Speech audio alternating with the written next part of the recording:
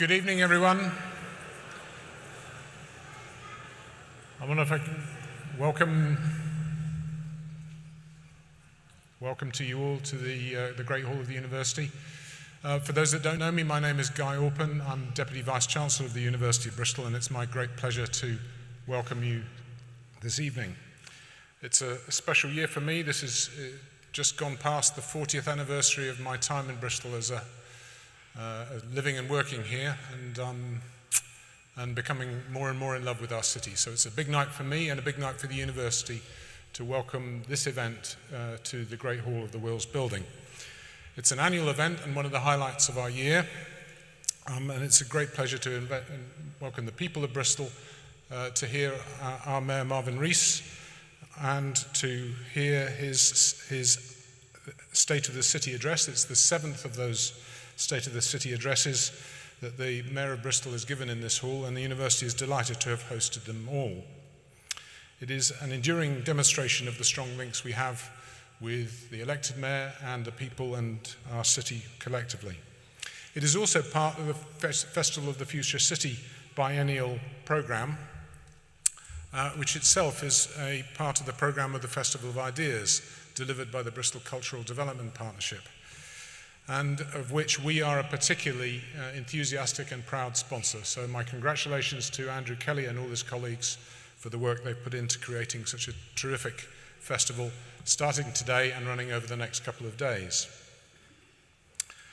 Well, it's perhaps a truism or a commonplace to observe that these are turbulent and difficult times for this country and indeed many countries around the world. And it's important for me, and I think for this university and universities like us, to think about our role in such troubled times. I would argue that it's important for us to be truly civic, to be engaged with and for our cities, their regions, and their people and organisations in particular. It's also important for a university like Bristol to be global in its concerns, its ability to speak to and hear from right round the planet, and to understand the concerns of other communities elsewhere, and to understand how we can contribute to solving problems that are of concern not just to local communities, but to communities all around the world. If you will, I think our role is to be locally engaged and have impact on a global scale. In so doing, universities like ours need to have a dual role, both to be a source of expertise, capability, and capacity, our staff and students acting for the wider public good, but also to be a good institutional citizen of the places that we are at the heart of. So to align our development and ambitions with those of the city region, and to be proud in so doing, and to be cognizant of the ambitions and needs of that city region. Examples of that in the last year or so, our Cabot Institute, the Environmental Research Institute of the university, has carried out on behalf of the city a voluntary local review of the city's progress in the UN Sustainable Development Goals to evaluate the progress of the city region towards those outcomes. We followed in the footsteps of our city council and declared a climate emergency in April, the first UK university so to do. And it's certainly woken up both the internal community within the university, but also our peers around the sector. Indeed, I was at another university only yesterday explaining our work in that regard. I think it's also fair to say that there is compelling evidence as to the achievements we can make when we partner with our city.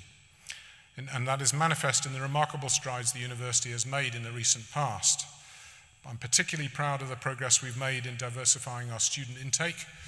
The undergraduate cohort that arrived in the last month is the most diverse we've ever been proud to host.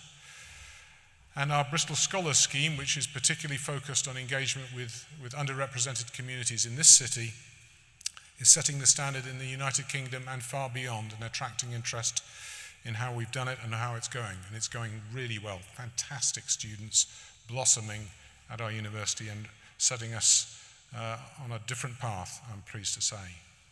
On the research front, we've received the biggest research grant we have ever received to support the work of our Bristol Digital Futures Institute, announced in July, and working with local and global industries and local communities and their organizations to understand what sort of digital future we need as a society, not simply what digital future might be thrust upon us. And earlier this week, the Combined Authority announced a further £20 million grant for our Quantum Technologies Innovation Centre and its disruptive technology offerings that can be delivered into the marketplace here in Bristol. There is a truly remarkable level of support from both the City Council and the West of England Combined Authority for that, for those propositions and the wider Temple Quarter Enterprise Campus work that I'm personally committed to and involved with, and which I sincerely expect and hope to be a flagship venue for the university and the city in the years and decades to come. So to close tonight, we're playing another part of our vital role of as a civic institution by providing a venue for inclusive, respectful debate that society here and indeed around the world needs much more of. So welcome again, and thanks for coming to the university tonight to hear the State of the City address from the Mayor and others tonight. I'm just going to big up one of them, Vanessa Kasule, because I'm triply proud to have her here performing tonight. She's Bristol City Poet, the second in that distinguished line. She's also a graduate of the University of Bristol, one of our most exciting, I would say. And finally, she's also one of our artists in residence for the Temple Quarter project, working with local communities to celebrate the regeneration of that area and to document its heritage. If you haven't already read or heard her poem Out with the Old and In with the New, about the demolition of the old sorting office, now long gone and not much lamented, I urge you to take a look at her work. Her seventh commission is tonight, her performance tonight, but before we get to hear that, I'd like to introduce our city's youth mayors who will come to the stage and tell you about their marvelous work. So please give it up for our city's youth mayors.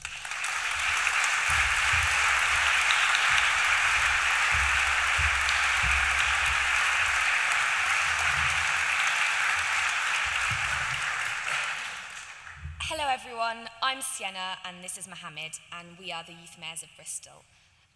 The Youth Mayors of Bristol work closely alongside the Mayor, advocating the youth voice, as well as sitting on the Bristol City Youth Council and working closely with their campaigns. This year, the campaigns include Equal Bristol, which has 4 main subgroups: BAME issues, LGBTQ+ issues, SEND issues, and period poverty.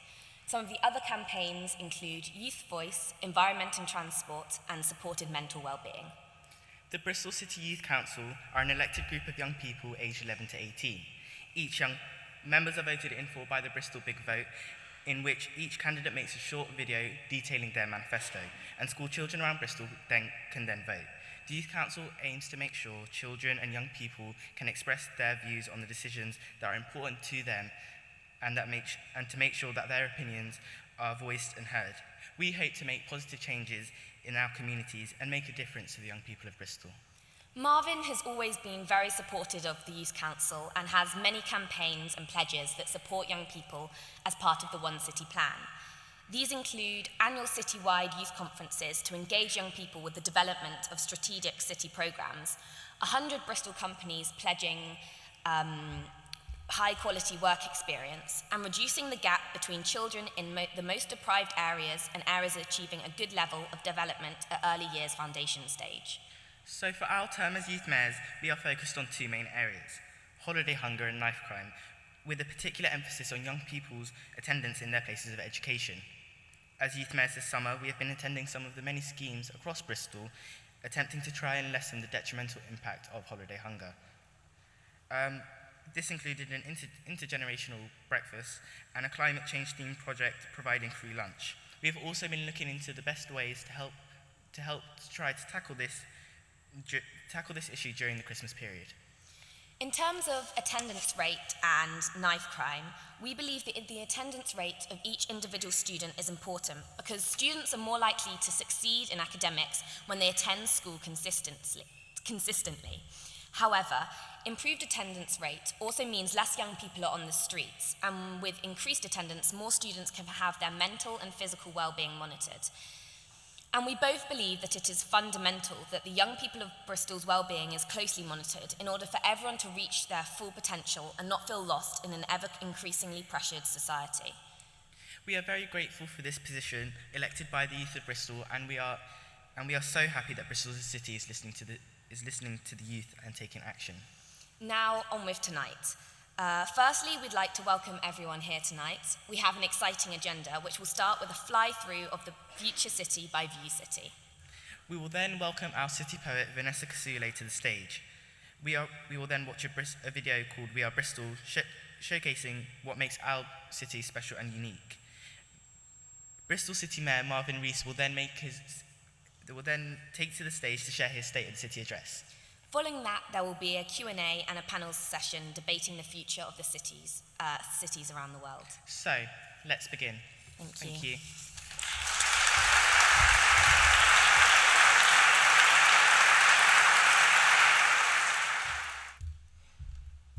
Hi everyone, can you all hear me?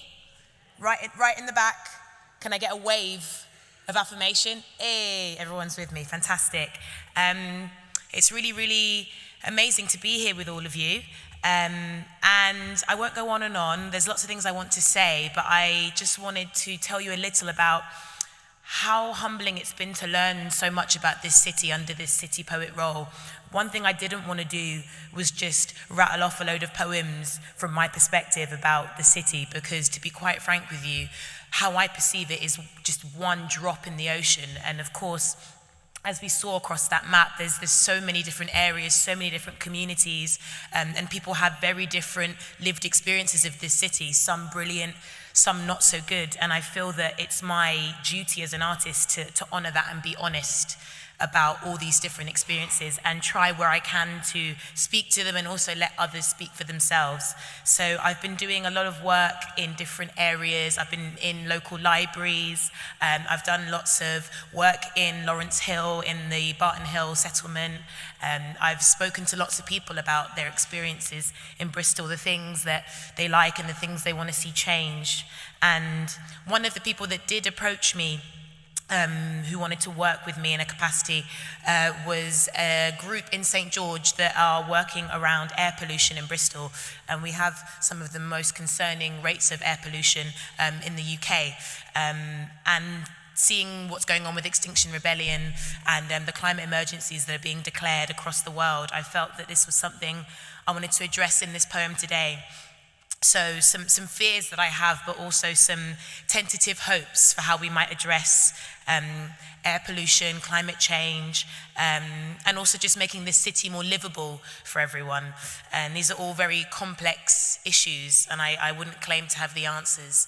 But from my humble artist perspective, here's a piece that I wrote, and I hope that it strikes a chord with you all today.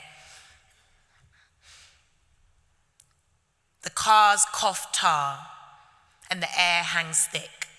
The trees sigh slow as our kids get sick. Our fears hang loose as the warped clock tocks. It tick-tocks as our slack jaws lock. We flex our wrists and we clear our throats. Heads come together, we try to see what floats. We swallow our fear, though it haunts our ribs. Solemn vows of change hang heavy on lips. The cars cough tar and the air hangs thick. The birds sing grief and our mouths house grit. Some thick, fat tongues speak soundbite clouds. We have no faith in these empty sounds. We drive through town in our speed-shaped shells, then drive back home overwhelmed by smells. The cars cough tar and the close air gasps. Will this now be Bristol's epitaph? We can't hang back. And we can't give up, can't lean on chance or rely on luck. We must serve all, not just Clifton folk. It's the poorest parts that will feel the choke. Think broad and fair. It is bigger than just us. Those on the edge matter just as much. Give the homeless hope, don't just move them on. They too have pride and the right to belong. The streets are ours, so let's treat them so. Do not think dark, where there's light, there's growth. Let's dust off bikes and our walking shoes. Make all streets safe so we all can walk through. But change must come from our leaders first, for they hold the strings to the public purse. In Lawrence Hill, parents can't catch trains, no ramps for prams and no signs of change. If we must ditch all the toxic cars, we need cheap travel to get near and far. The bus must be on budget and on time. The bike route smooth as a seamless rhyme. We dream big dreams for the kids we've birthed and sow them seeds in the patient dirt. Perhaps naive to believe in more. But live on we must. But what on earth for? To stroll in groups in the rain and sun as the kids breathe deep and the sweet air hums. Our pathways wide as the trees are tall, the city's lungs swelling as a new dawn calls. Thank you.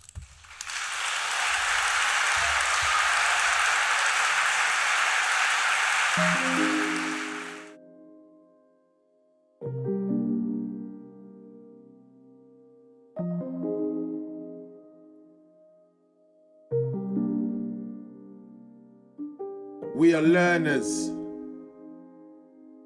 We are grafters. We are blue. We are red. We are lovers. We are fighters. We are waiting. We are moving. We are rising. We are down.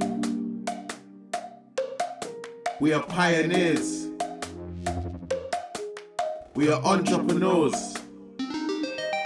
We are young. We are wise. We are stereotyped. We are judged. We are loud. We are proud. We are caring. We are decent. We are different. We are the same. We are Bristol.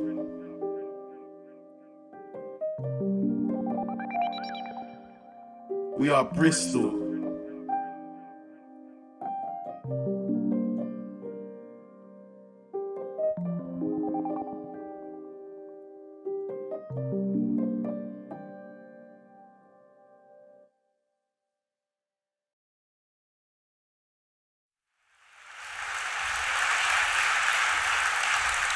An incredible film by Wishmaster and Patchell.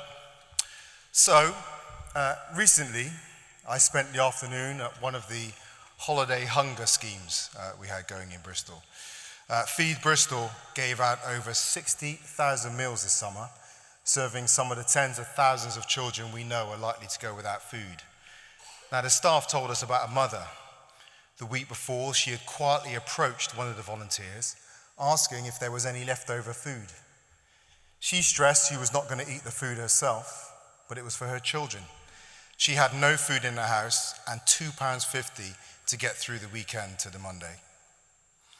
40 years ago, my mum and I were facing the same challenges. So I'll set the scene. When my mum fell pregnant with me, she was an unmarried working-class white woman with a brown baby on the way. Health workers pressured her to have me aborted. When I was born, she was told if she was a good woman, she would give me up for adoption. But incidentally, when I was born, if I share a little story, my mum could hear I was born under a wandering star playing in the background from Lee Marvin's film Paint Your Wagon. And he was drunk in the film with a red face, and when I came out, I had a very red face, hence the name Marvin. That's where it comes from.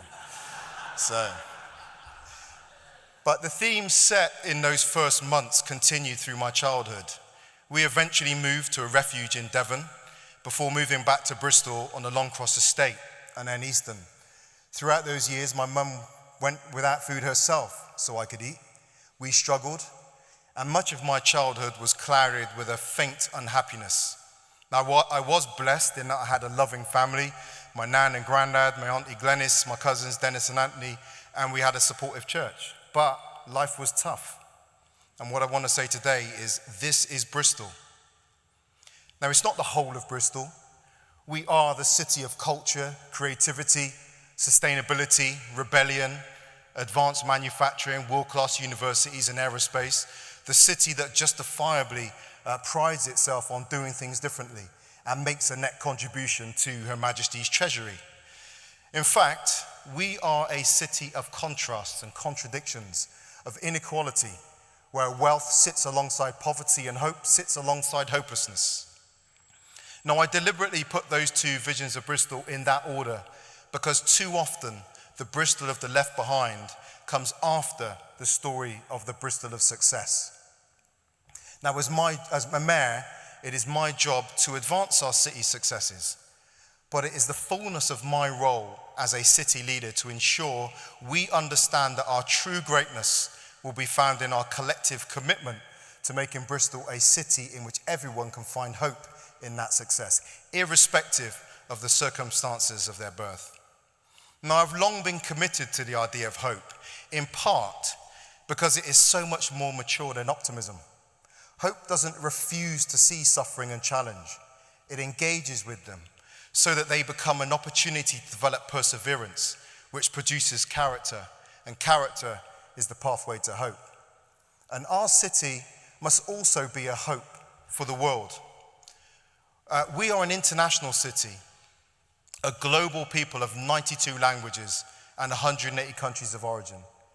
What happens in the world, be it an earthquake in Kashmir, a typhoon in Beira, the displacement of the Rohingya from Myanmar, families drowning in the Mediterranean, all Black Lives Matter in the United States. Our people have an emotional, cultural, and blood connections to those stories.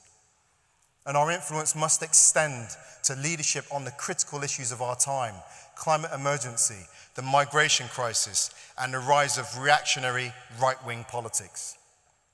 So I say tinkering around the edges of what Bristol is and what we do is not enough. Snatching small victories, a junction here, a traffic light there, is not enough. For too many years, we haven't had the kind of change Bristol has needed. The city has tinkered around with transport for decades, and the result is a transport system that is failing the city. We have tinkered around on housing. The result is our housing crisis, with 500 families in temporary accommodation, 12,000 on the waiting list, and tens of thousands more wondering if they'll ever have their own home. And to these challenges today, add the Brexit threat to our economy and jobs. The fact that national government at its best has gone missing, and at its worst is making people poorer through policies such as universal credit. That Bristol will grow by nearly 100,000 people over the coming 25 years. That we have unprecedented levels of inequality and a loss of faith in public institutions. And we have the climate emergency. The scale of these challenges present both the opportunity and demand for change. At the C40 summit last week, Vice President Al Gore said we need changes in policy and changes in the people who make policy. Now in Bristol, this will mean changes in the way the city sets priorities, operates and looks as we regenerate the city.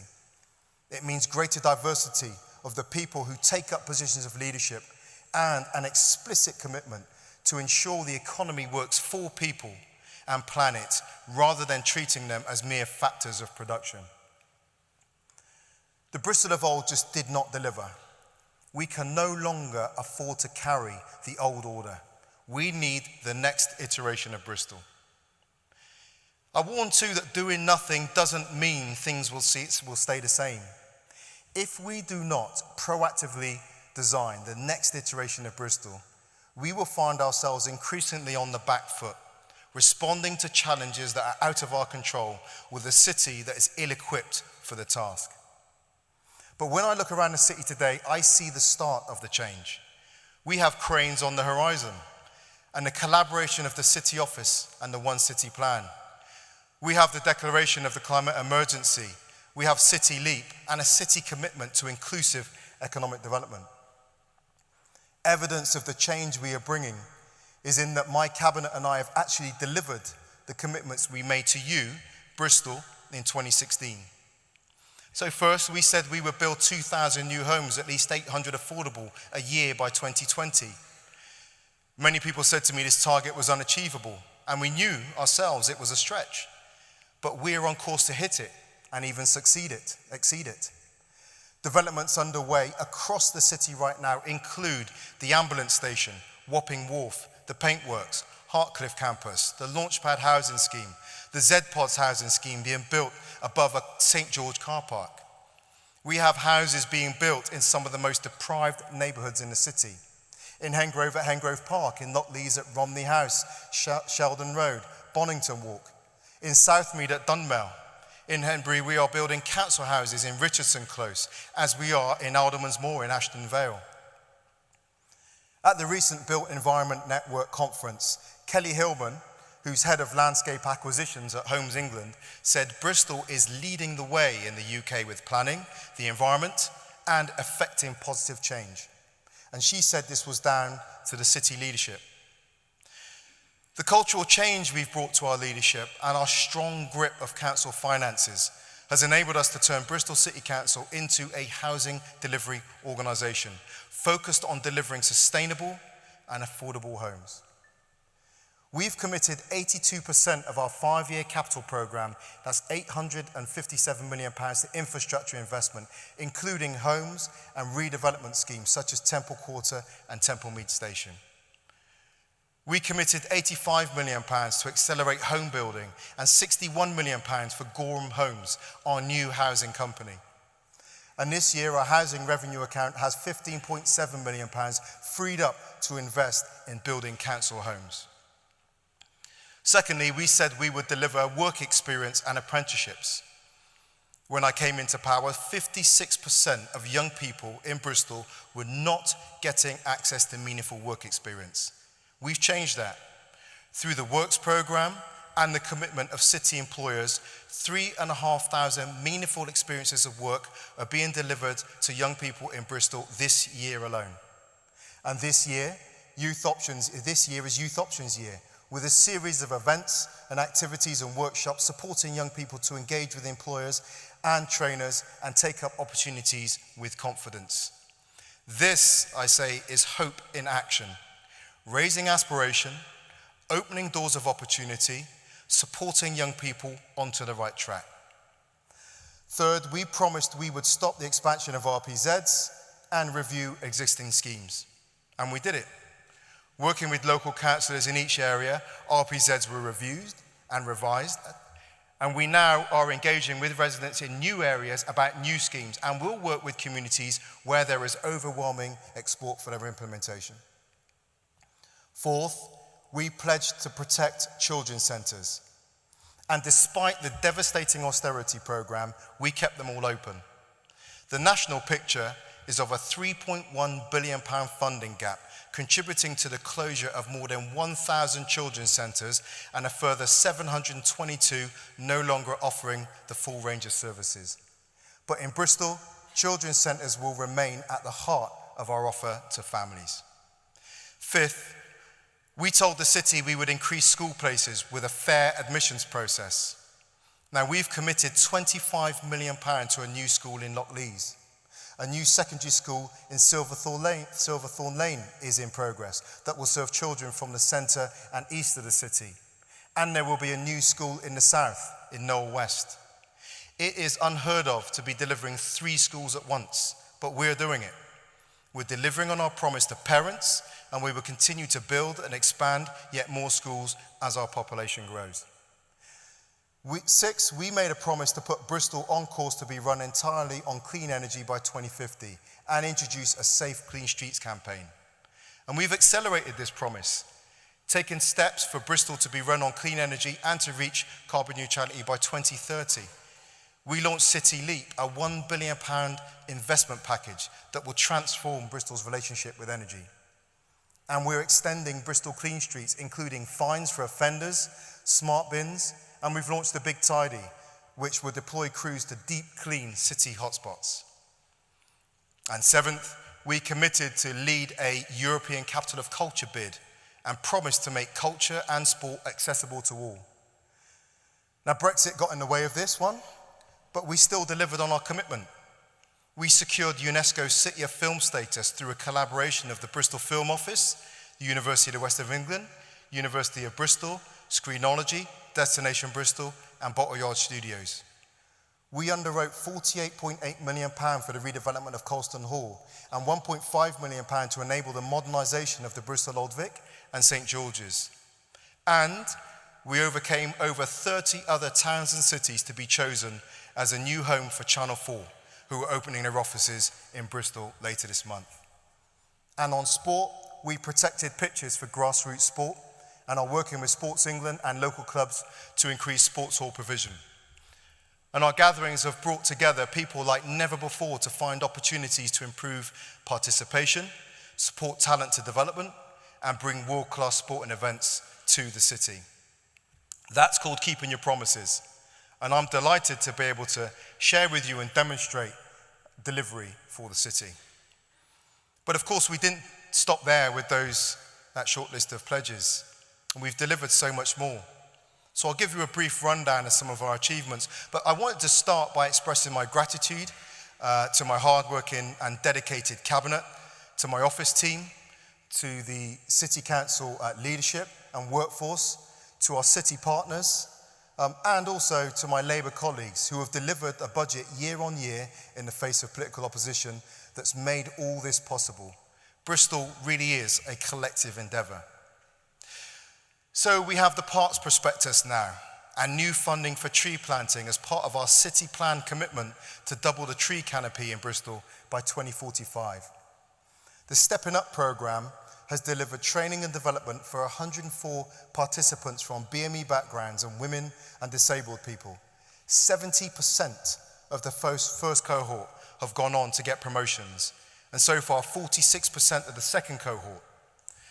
We also now have a cohort of 35 Somali women, 25 of whom have now gone on to get jobs. This is economic inclusion being delivered. The Bristol Equality Charter successfully launched with 70 signatories to the Bristol Equality Network and the LGBT+ Voice and Influence Partnership. The Reading City project, with an army of volunteers and ambassadors targeting communities with the highest need, is fully underway. And of course, we kept all of our libraries open. We have led on period poverty and have now been invited to be part of the government task force. We continue to develop the Strengthening Families work as part of the ACES programme, and Bristol Thrive with an emphasis on early intervention, prevention, mental and physical health and resilience. Learning from Glasgow, we've taken a public health approach to street violence and knife crime to prevent the worst of what we've seen elsewhere. Children with special educational needs have been neglected by government, and we recognise they've been badly treated and badly served by the city. But going forward, we must stand with families and put that right for their children, and we will. We have delivered extra care housing started in Stockwood and Stoke Gifford. Our Home First service is supporting people to return home quicker after a hospital stay, reducing readmissions, and we are paying care workers the living wage and for their travel time. We are using technology to support independent living for disabled and older people. Care leavers up to the age of 25 are now exempt from council tax, and we are the only core city to have retained a 100% council tax reduction scheme. We are creating the first project to provide housing for the young homeless, care leavers and students in partnership with United Communities, 1625 Independent People and Bristol University. We have prioritised housing for women escaping domestic violence and abuse. We opened a 24-hour homeless shelter in St Anne's, which has just opened for its second winter. We will pilot the closure of school streets during drop-off and pick-up times. And we safeguarded the future of Schemers Boxing Gym in Noel West. And YTL will continue to receive our support as they deliver a state-of-the-art 17,000-seater Bristol arena, ready to come to planning in the next few months. And it's worth pointing out, in doing so, we have saved public money and carbon emissions compared to the original plans. Instead of producing and trucking thousands of tons of steel and concrete, it's being built with the best carbon neutral solution, retrofitting an existing building. We have brought together key players as part of our commitment to Bristol's nightlife, with clear proposals to safeguard music venues. We established a city centre revitalisation group in the face of major challenges to city centres and retail across the country. And we are building a new household waste and reuse centre in Avonmouth, and are on track to deliver the new recycling and reuse centre on Hartcliffe Way. I could go on. But without any great fanfare, the single biggest change is the change in governance. We have worked with the city to develop a city plan that sets out Bristol's future to 2050, transcending the electoral cycle. We have set up the city office to oversee the plan.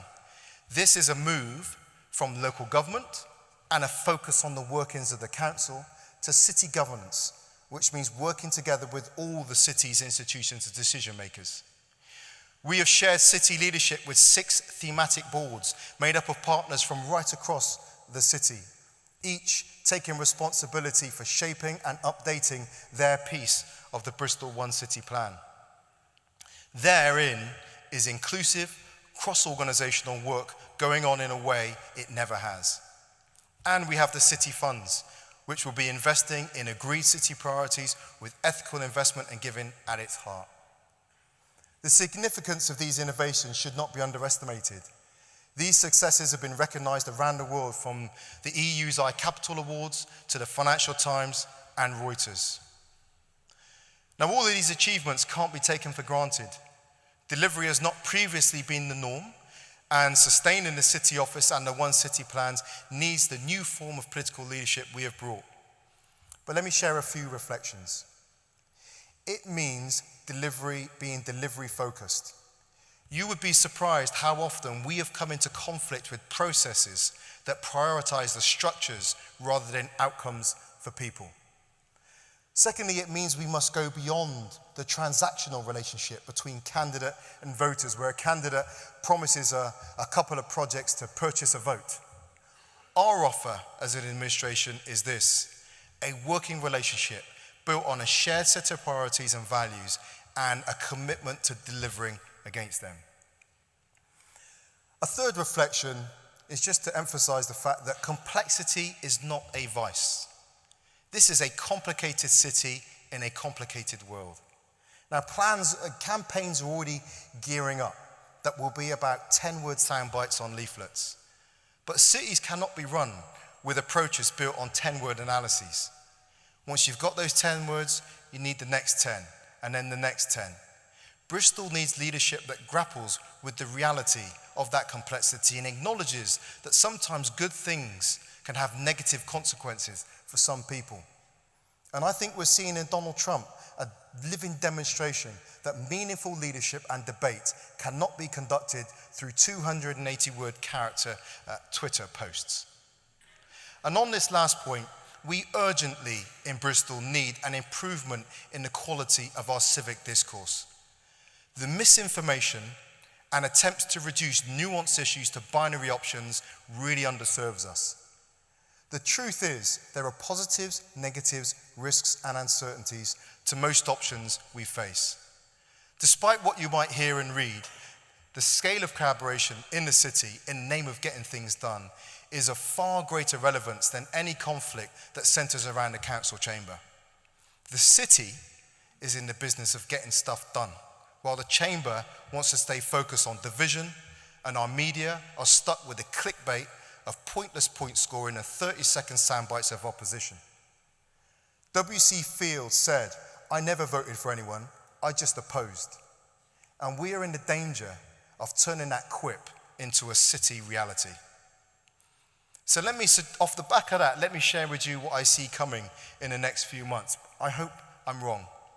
Now, I used to play a lot of rugby, and what we found was, if you're up against a team that is better than you, you want rain, a muddy pitch, and you want a scrap, all right? You don't want them playing rugby, and you want them to get into that scrap. That's the leveler. Now, over the coming months, and I hope you demand better, some people want to throw mud in this election, and they'll want to get us in a back alley scrap and confuse the issues.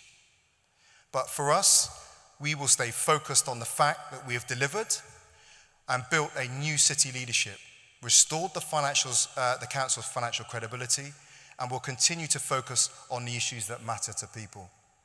As Michelle Obama said, when they go low, we will go high. And for our commitment, we're going to be focused on positive politics. Now, as I said, Bristol is a collective endeavour. Good leadership is about not being afraid to have Premier League people around you. It's about finding great people who want to make things happen and giving them the space and the backing to get it done. And so many people have been a part of our city leadership.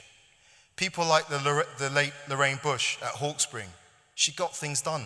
She touched lives. She liked to say, life is measured not by how much you love, but how much you are loved. And she went out there and did things that got her loved. Like Paul Hassan does with local communities, and Jez Sweetland leading the innovation through the Bristol Housing Festival. Marty Burgess, who brings expertise and entrepreneurialism to so many things in Bristol. Dick Penny, who has done so much for our city's cultural offer. People like Saido Jurde of Black Southwest Network. Mohammed El Sharif, who made Bristol his family home after fleeing Sudan and has done so much to contribute to the civic life of this city. Cass Majothi and his son Rashid, who fled and means Uganda, founded Sweetmart at the heart of that's been at the heart of the regeneration of St. Mark's Road in Easton. Silas Crawley, supporting men leaving prison. Gene Smith, Chief Executive Nulari, doing so much on drugs and mental health in the inner city.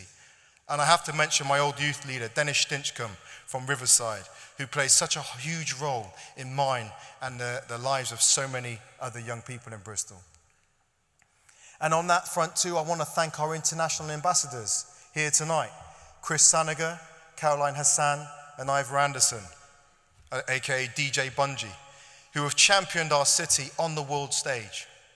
And off that, I'd like tonight to welcome our new international ambassadors, Dr. Mina Fombo, founder of Black Girl Convention, and Silas Adekunle, co-founder of Reach Robotics. And I know that they are going to be fantastic champions for us on the global stage. Now, with a council fit for purpose, city partners fully engaged, and a plan to deliver, these could be exciting times. Delivery for people on homes, transport, jobs, and the environment is going to be at the center of our future. Now, our homes targets will be met, and we will meet the challenge of building them in a way and in places that minimize our carbon footprint. The plans for the Western Harbour are central to our ambition. How and where we build homes will be one of the biggest determinants of our climate impact over the coming years. A recent report on climate change by Robert Munger for the World Economic Forum tells cities they need to build centrally, more densely, and higher to reduce demands on energy through more efficient buildings and reducing dependency on cars. It's in that context that Western Harbour represents around 2,000 homes to help us tackle our housing crisis, within a 7-minute bike ride and a 25-minute walk of the city centre. We also have the opportunity to introduce flood defence at the same time, and so in sympathy with the development. It means life being brought into the city centre to support the retail offer in the city centre and that of North Street. And it means the opportunity to turn the waterfront into a destination accessible for all. And we'll deliver on other major infrastructure and housing projects, from Temple Quarter to St. Philip's Marsh, and climate resilient housing at the Froome Gateway alongside the University campus and Temple Island. And we will develop the St. James area of the city. Also within our grasp is a truly transformative transport solution. We start with a bus deal that will double services on key routes as well as regular commuter services down main arterial routes. This is public investment in prioritisation and infrastructure that will trigger private investment in services as the first step towards making public transport the mode of choice. This will bring greater reliability and connectivity with a loop service, a circle line that will connect the city central areas of Broadmead and Cabot Circus to the centre, Redcliffe, Temple Meads, and Old Market every few minutes. Through traffic, we'll bypass the city centre areas completely. This will enable the pedestrianisation of the old city and the city centre. This will deliver cleaner air, safe spaces for walking and cycling while supporting our local economy, jobs and connectivity. And then we will deliver the mass transit system, a promise to the city that is both deliverable and essential if we're to offer a real alternative to the car. Developed within the next decade, this will bring 4 lines of mainly underground, low carbon, rapid and reliable mass transit. The first line will connect Temple Meads to the airport, looping through the south of Bristol, connecting employment, people to jobs and opportunity. The next line will connect the northern fringe from Cribbs Causeway to the centre and the south and east central areas of the city. And then we will connect to the east, going as far as Lyde Green and Hicks Gate. And by also enhancing and growing our urban rail network, these plans will transform public transport.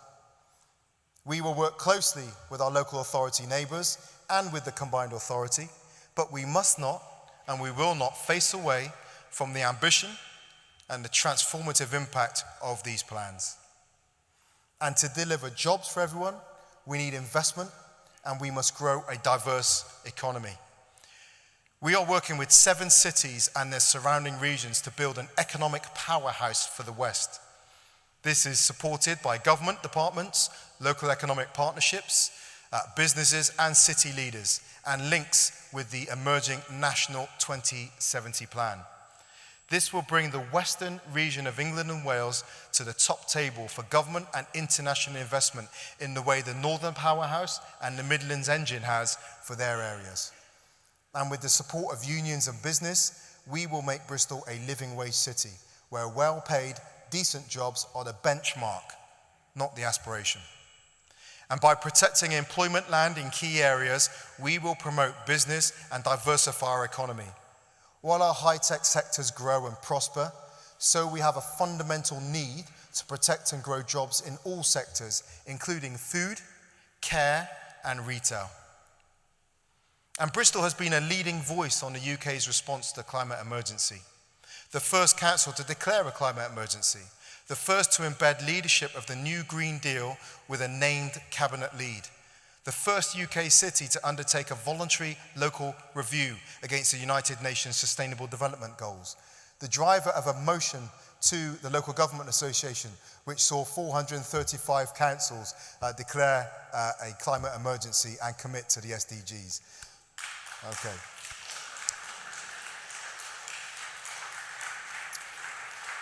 We'll keep going. But declarations and motions are only the first step. The climate emergency requires action.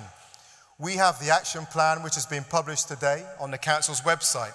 From setting a groundbreaking ambition for a carbon neutral and climate resilient city by 2030, to driving forward a £1 billion programme of investment in cleaner, greener energy, to progressing the actions requested of councils by Friends of the Earth, we are telling the truth about climate emergency and acting now to tackle it, in concert with the linked challenge of social justice. We will finalise our local plan to ensure our planning policies match our ambition. New planning policy will drive zero carbon buildings, affordable housing, community self-build, and appropriate student developments. We will find a way to make Bristol a plastic-free city, and we are going for gold on food sustainability and have plans with the Avon Wildlife Trust and food growing groups to establish local food growing in every ward in the city, tackling food poverty while protecting wildlife habitats. Now, just to finish off, it's worth just sharing that City Hall is about to install a blue plaque declaring Bristol a city of hope. Now, it was presented to Bristol at the July City Gathering in recognition of what we have all been doing and actually challenging us to keep going on the things we have been doing for the people of Bristol. Now, we have the opportunity to make Bristol a better place for all citizens of all ages throughout their lives. From childcare and children's centres to more and better schools, a diverse, inclusive and sustainable economy with jobs for all, a transport system that is fit for purpose, connecting people and jobs and cleaning our air, to keeping people in their own homes with better support. To deliver that city, we need to continue the change we've started. Now, I started tonight by telling a story of a Bristol mum who was struggling to feed her children today. And I shared that 40 years ago, my mum was facing the same struggle. We don't want to be telling that story again in 40 years. We have the opportunity now to make Bristol a better place to live and work for all our citizens. Let's continue to change. Let's do it together. Thank you.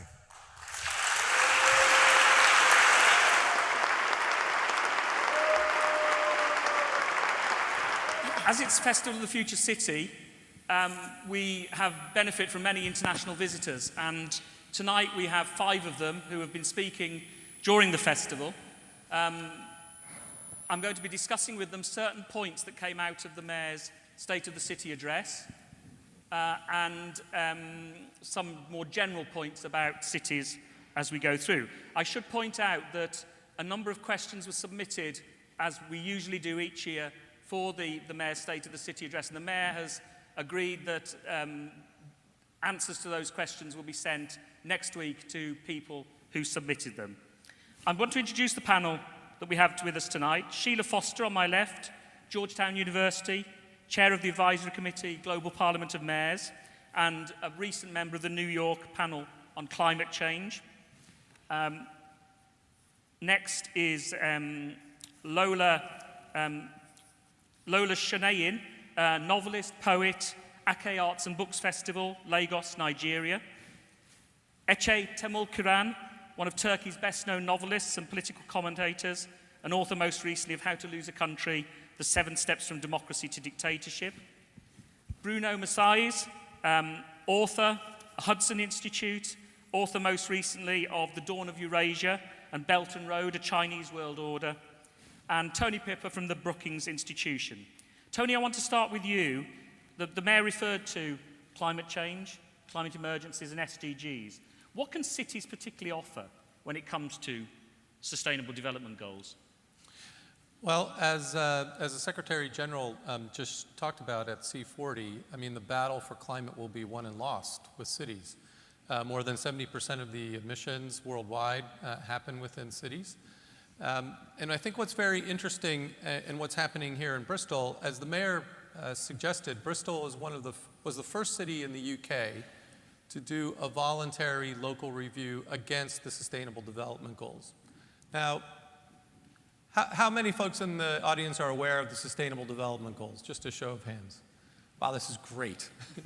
This does not happen in the United States. It doesn't.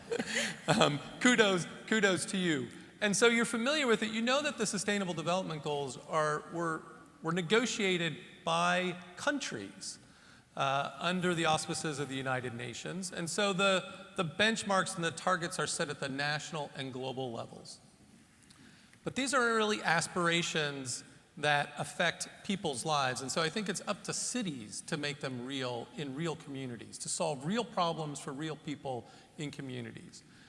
I was on a panel recently, and somebody on the panel was talking about how cities compete in this day and age. And they talk about competing for people, competing for businesses, competing for tourists. And the basis for that competition in the 21st century is sustainability. But when you look at the Sustainable Development Goals, sustainability is not just climate change, and it's not just environmental sustainability, but it is also issues of social justice. It is issues of security and violence, issues of inequality and poverty, and the complexity that the Mayor was talking about. And so putting all those together and attacking those issues in multidimensional fashion, being intentional about reaching out to communities that have been left behind, and ensuring that when you're greening the city and you're looking for the green economy, and when you're looking to go carbon neutral by 2030, that you're doing in a way that prosperity actually is inclusive and reaches those people who might not have benefited from the global economy. I think it's both pioneering and groundbreaking, but it is also what we need to be thinking about. It's the vision of what our communities need to look like over the next 30 to 40 years. And so doing a voluntary local review, collecting the data that holds your feet to the fire and is accountable and transparent and saying, here's how well we're doing on these issues, here's how well here's how far we have to go on some of them, and to look at the complexity of those issues together and how they integrate together. I think is really important, and I think it's an important commitment. Bristol is not only the first UK city to do a voluntary local review, but it puts them actually in a handful of cities worldwide, cities like New York, LA, Helsinki, Buenos Aires, but it's still a very small group, and so it's a group that's pioneering this in the vanguard. And it's worth mentioning that tomorrow in Festival Future City, we are looking at examples from New York and from LA and other places as well. Sheila, the Mayor talked about leadership. You've been involved in the Global Parliament of Mayors. Tell us about the Global Parliament of Mayors and about the role of leadership in cities.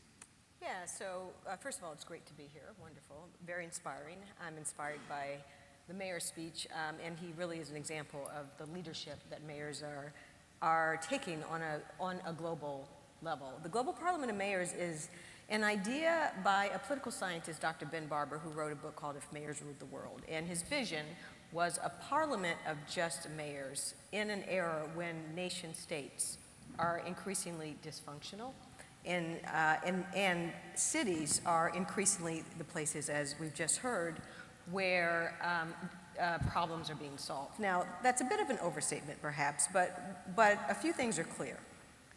Number one is that almost every problem we face is happening in cities today for the simple fact that most of us live in cities and metro areas. Most of economic GDP is being produced in cities.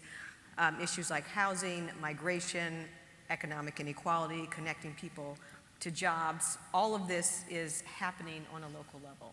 So the idea of the Parliament of Mayors is that the people that are most engaged in solving these issues when nation states are pulling back or retreating on them, and most importantly, most closest to the people that are impacted by all of these problems and are working hand in hand with their residents on solving them, that those folks should have a say in what our international institutions and national leaders are doing and how they're distributing resources, for instance, to solve these problems. As one mayor has famously said, that mayors and cities are often on the menu but rarely at the table. And I think that's right.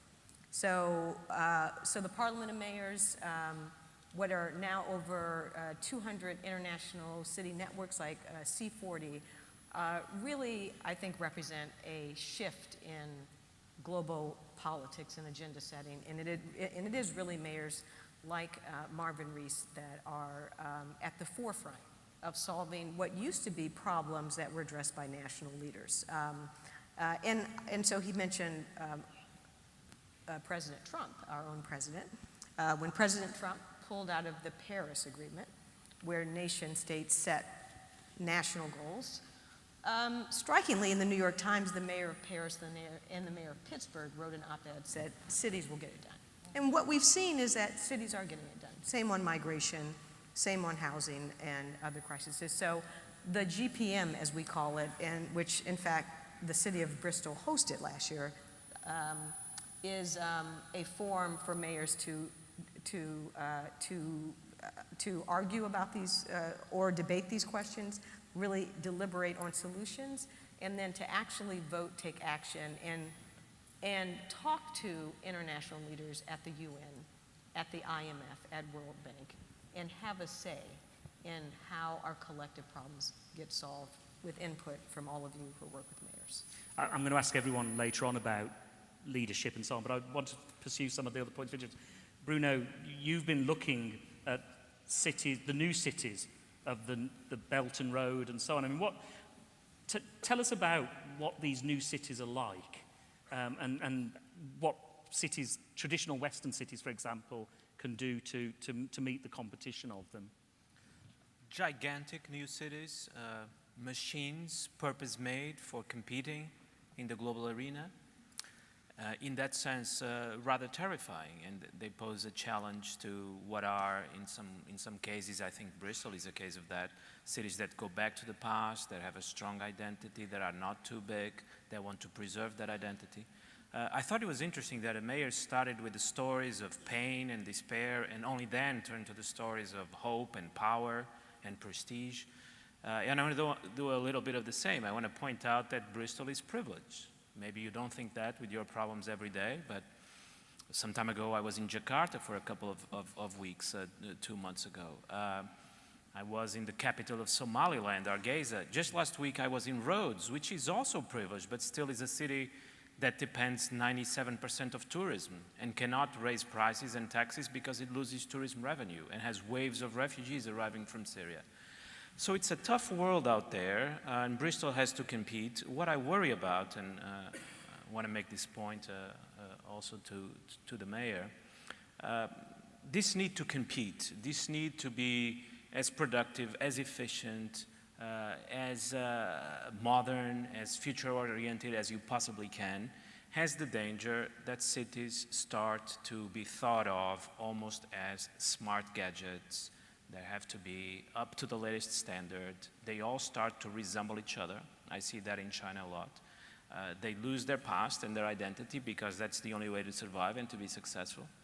And I wonder what we can do about that. Sometimes I think public authorities, local authorities think that it's up to the people to preserve the identity of Bristol and up to the authorities to make it competitive. But I would say that, people alone cannot do that.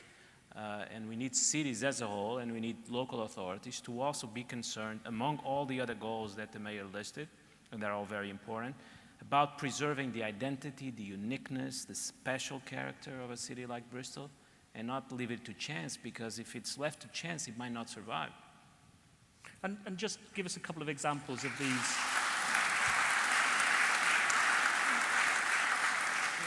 Just give us a couple of examples of these new cities that you've encountered. Sorry, I didn't just give us a couple of examples of these new cities. You have cities of about a million population, for example, Forest City in Malaysia, being built on an artificial island, destroying the natural life of the Singapore Straits. You have a city like Horgus being built in the steppes in the middle of Central Asia, but being meant to connect Europe and Asia together. You have Sihanoukville, which is not entirely new, but is being rebuilt on top of the whole Sihanoukville. And this is a city that has been delivered to criminal rings, to prostitution, to gambling. There are more casinos than hospitals, certainly. It's a sort of a brave new world of gigantic new cities. In a way, exciting, and we want to see this future, but also rather terrifying. Okay. Eche, the mayor talked about a decline in trust, and you've spent a lot of time looking at issues of democracy, how cities move, how nations move from democracy to dictatorship. Where do you think we are now with this? I mean, it's difficult to generalize, I know, but you're not allowed, for example, to go back home to Turkey. Let's not talk about that. Let's not talk about that. Okay. So tell us about the state of democracy then. I think besides other things mentioned before, also democracy is in the hands of cities at the moment. We lost our trust in democracies for understandable reasons. First, since 1980s, democracies are stripped of social justice everywhere, on this side of Atlantic and on the other side of Atlantic. And then they were expected to be profitable as well. So the underclass, the poor, were not represented. So there is a crisis of representation, especially since end of 70s. But now we have a brand new crisis, which is post-truth, and we don't know how we're going to use the social media in our democracies. We have 21st century gadgets and communication technologies, but we couldn't integrate them into 20th century democratic institutions. And these social media communication tools are not strong enough, are not mature enough yet to transform the 20th century democratic institutions. So we are in a limbo at the moment. And we thought it is ironic that we can use our iPhones to vote for Britain Got Talent on TV, but we cannot use our iPhones for our democracies. We have, like good old times, we have to go to the ballot box and put the ballot in and so on.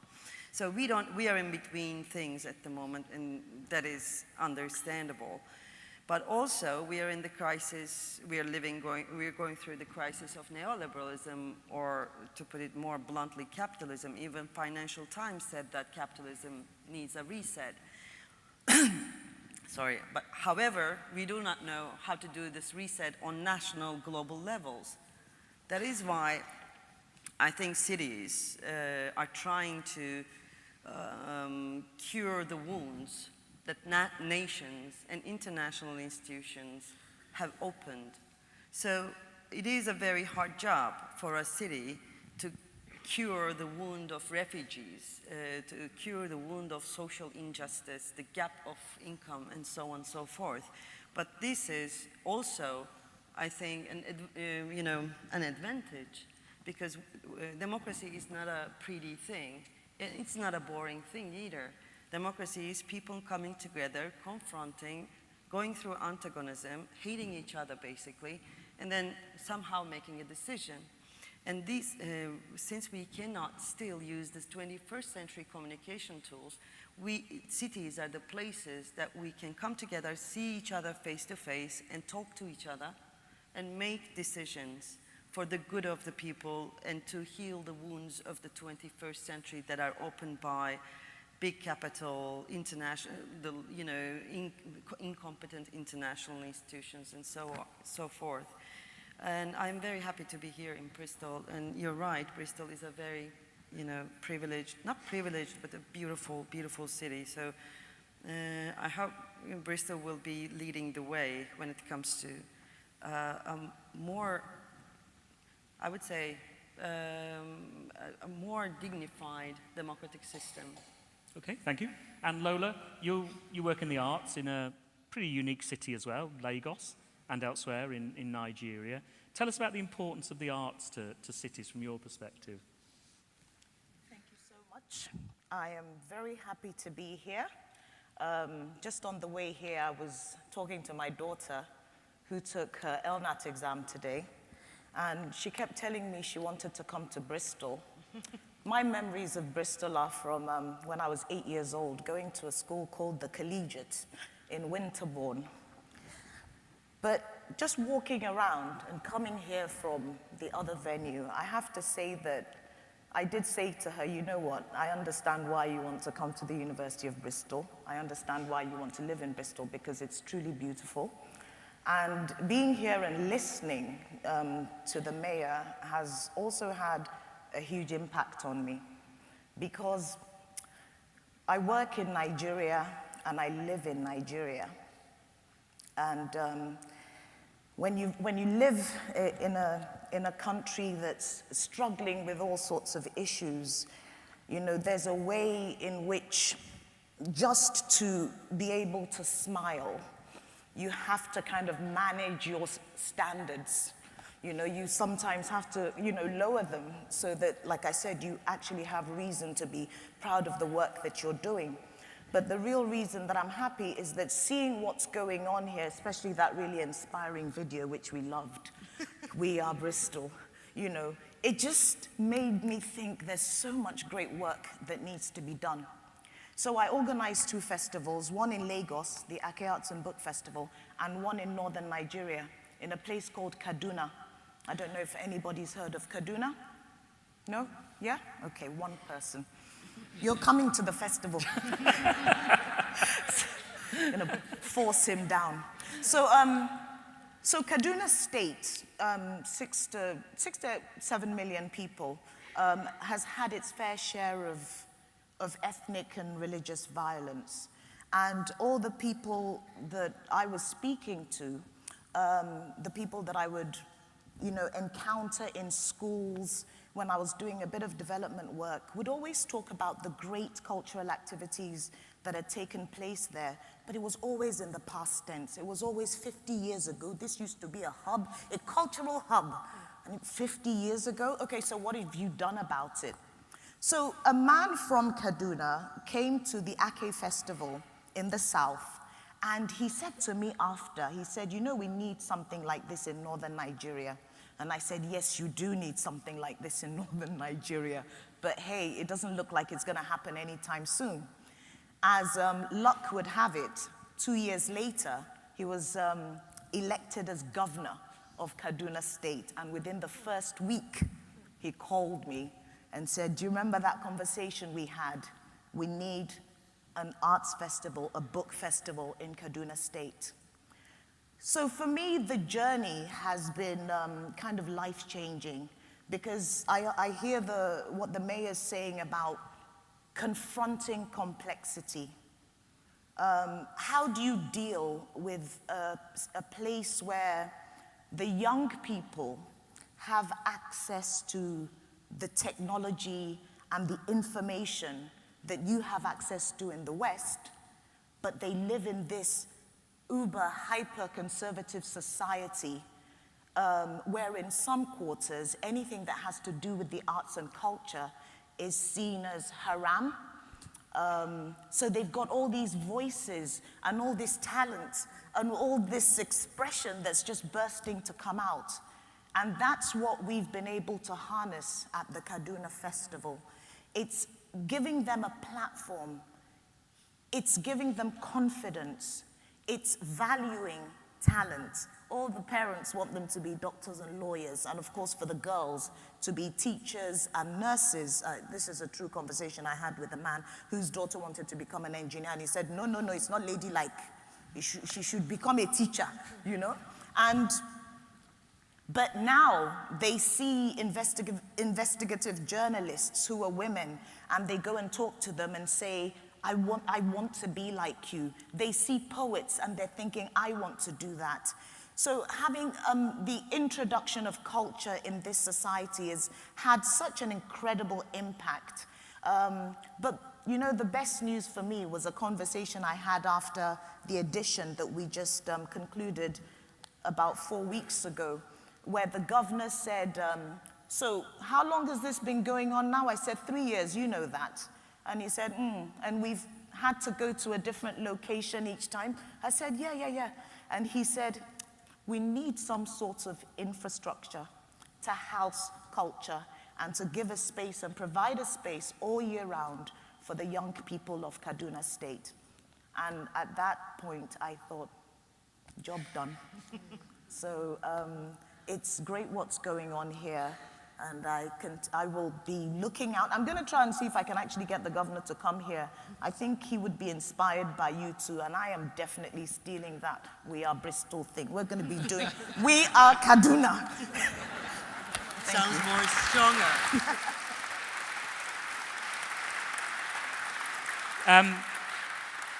I wanted to pursue just a little bit more this idea that cities can do things that nation states have abandoned.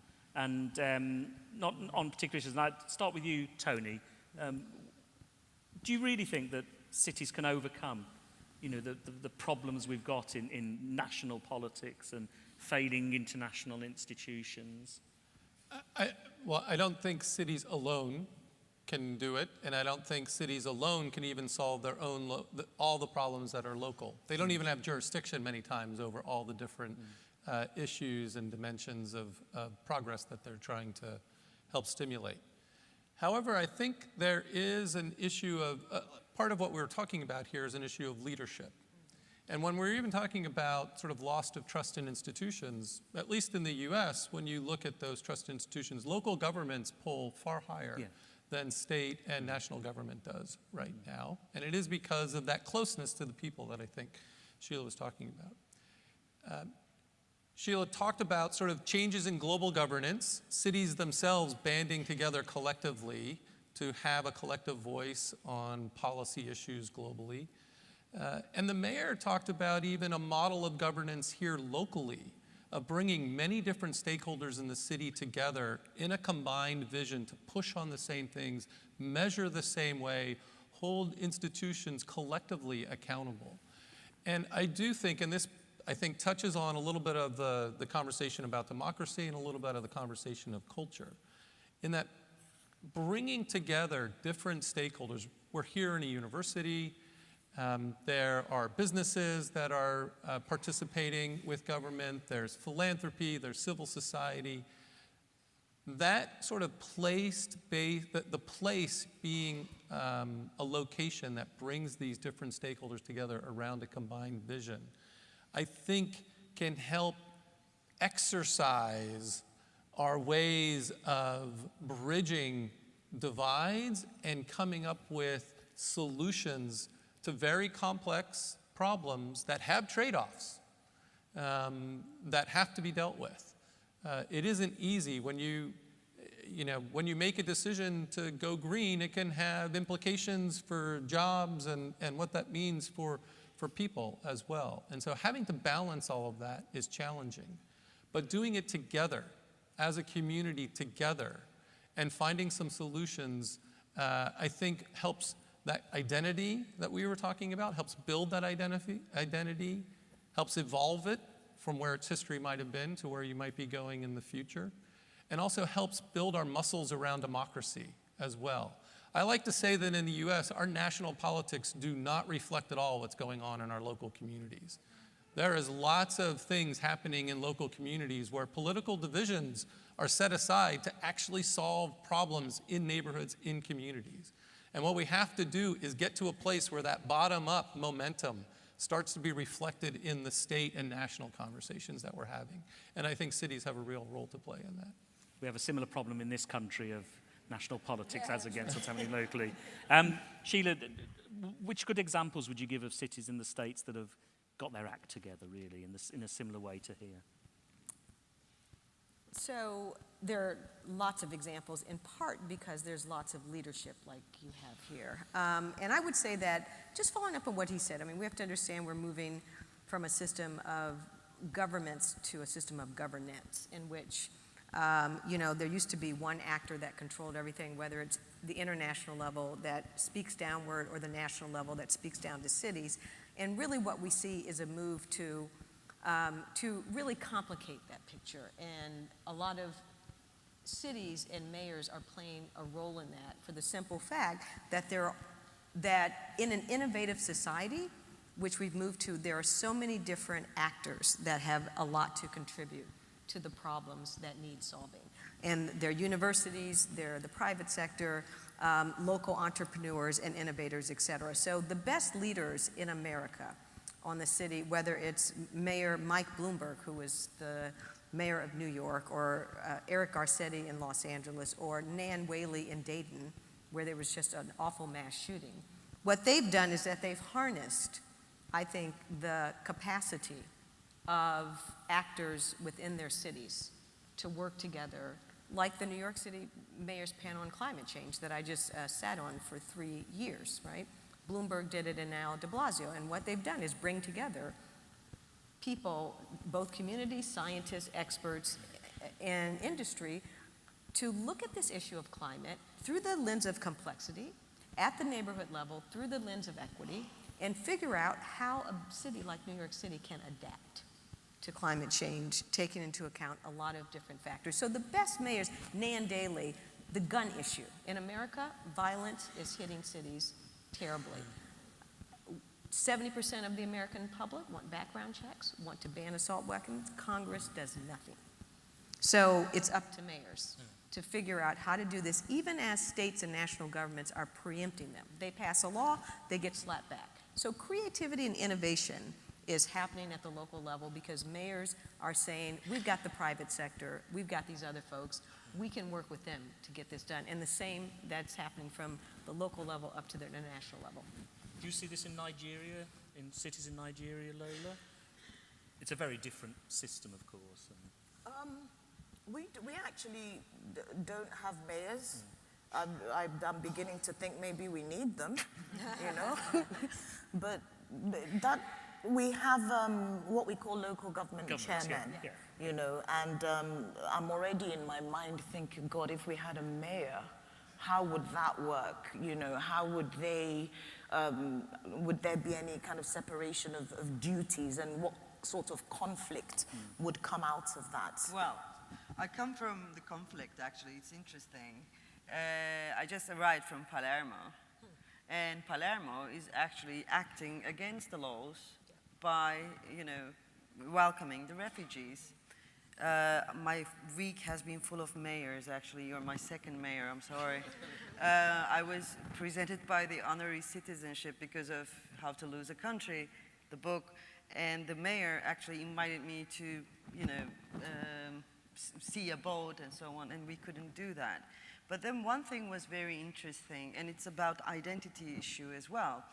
He was actually, was doing something against the law in order to protect the identity of the city as a embracing, welcoming place. And then I went to a museum. That was another interesting thing about identity, and it might be interesting for Bristol as well. I saw the first written document of Europe, an agreement between two tribes or something. And it was written both in Arabic and in Greek. So identity of Europe is not something that some people in Brussels talk about, or they're trying to determine something that's called way of life in Europe and so on. And it's a fluid thing, and it changes every day. And Palermo actually looks like Beirut rather than an Italian city. So when Mayor was talking, he mentioned all the names from all around the world. So Bristol is such a place, and its identity is changing due to the interesting times we're going through.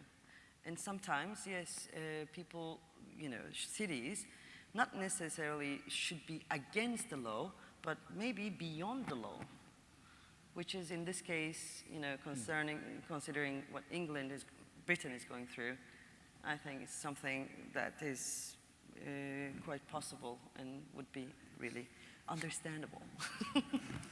Let's see where we get to. And Bruno, just the kind of leadership you see in those new cities is very different, isn't it? It's from top to bottom. Yeah. Everything is very planned. Everything is very organized. In Forest City, for example, when you arrive, you realize that there are very clearly 3 classes in the city. There are the cleaners and the construction workers that come mostly from Bangladesh. There are the security officers that come from Nepal. And there are the residents, mostly from China. Those of you who know Plato's Republic will recognize the pattern.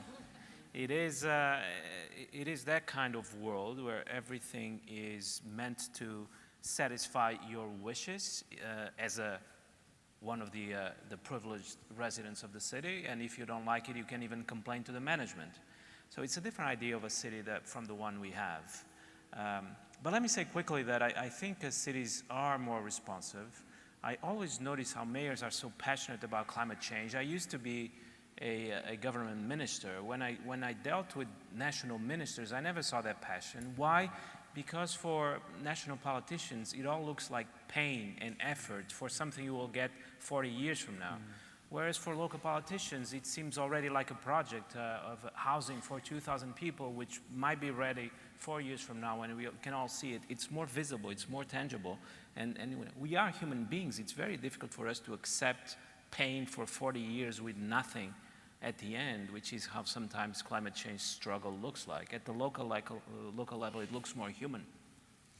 And I want to ask each of you one final question, which is the one the Mayor talked about at the end, which is about being a city of hope and what that would mean in your particular area or your particular city or your particular place of work. And I'm going to start with Tony, which gives the others a chance to think about it, I'm afraid. Great. You can pause a little bit if you want. And So I've got to think on my feet right away.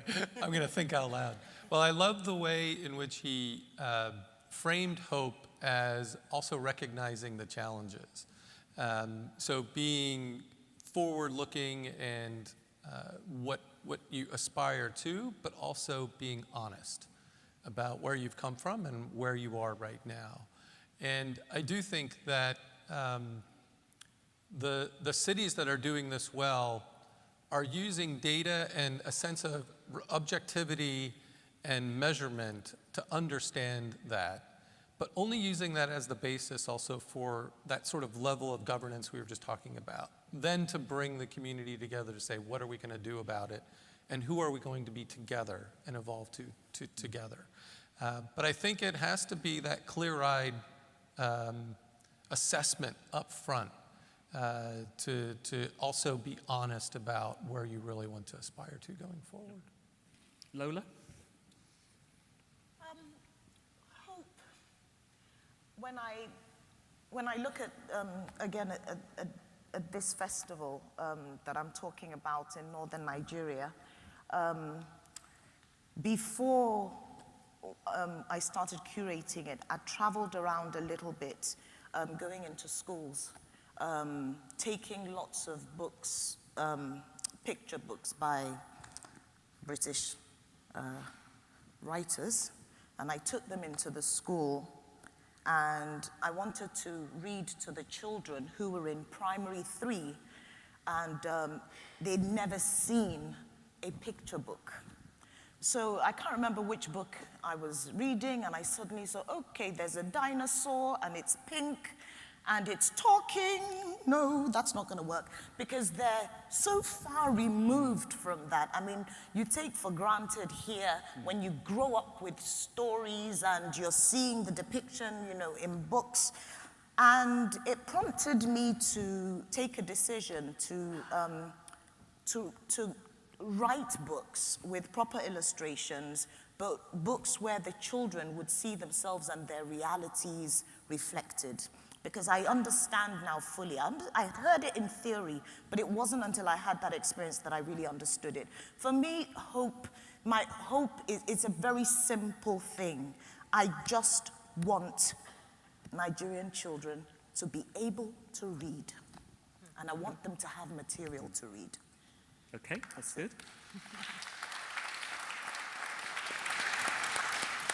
Eche. I have been repeating this, and I have to stop it, actually. Hope is not my favorite word. I don't like the word hope, because personally, I've seen incidents and I've read stories where actually there is no hope. Hope is a very slippery word. It's an extremely fragile word, and times are too hard for words like hope sometimes. I am more for the word determination, because you can take away the hope from people, but you cannot take away the determination of creating beauty.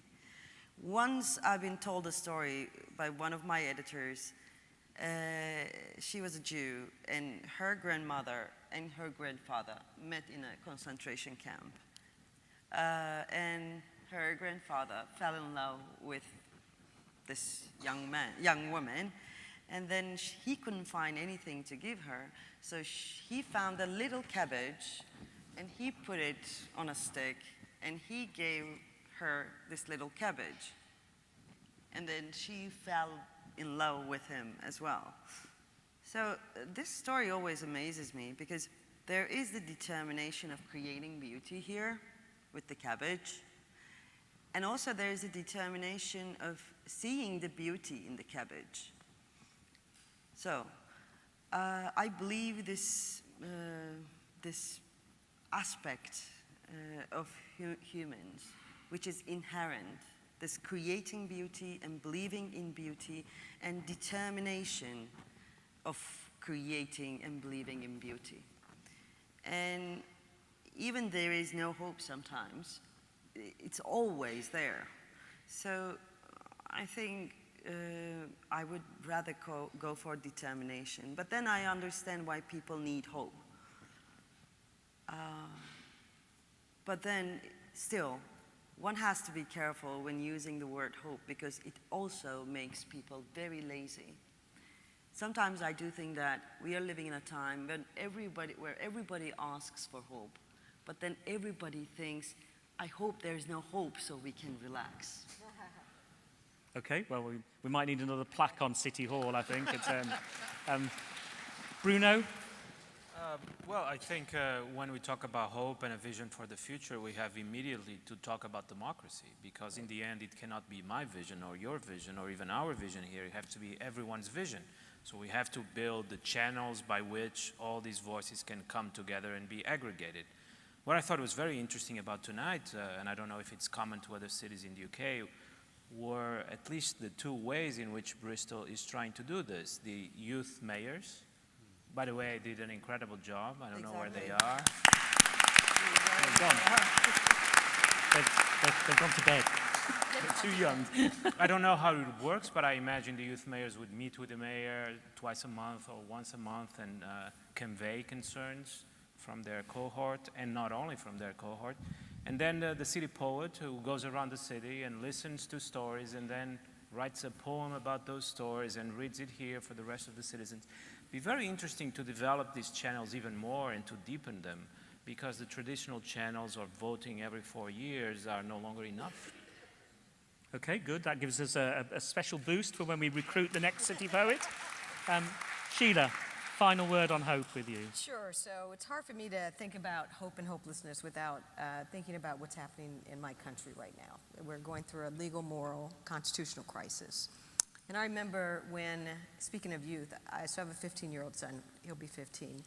The night of the election in 2016, he stayed up half the night. He kept waking up. What's happening? What's happening? He was 12.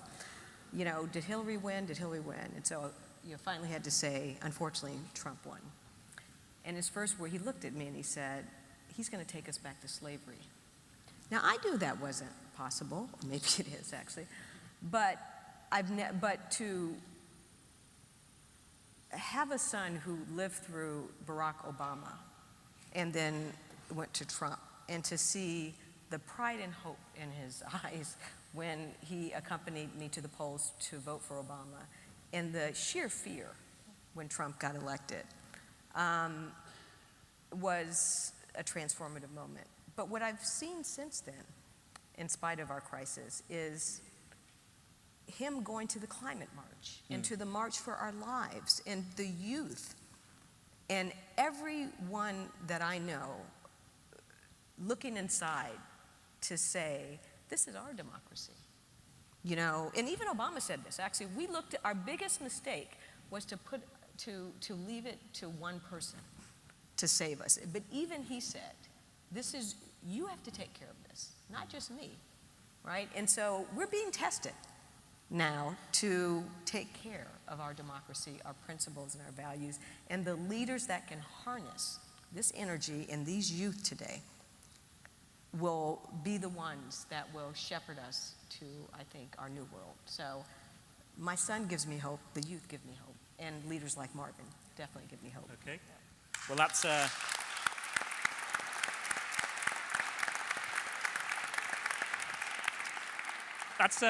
we have to end it there. We're out of time. Before thanking our speakers, I just wanted to thank a few others. Thanks, of course, to the University of Bristol for hosting.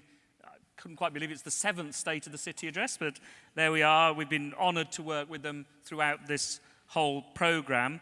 I'd also like to thank some of the supporters of the Festival of the Future City, particularly the British Council, our international partner, who not only have supported being able to bring over speakers such as we've got tonight, but also allowed us to appoint Eche as our writer-in-residence for the festival.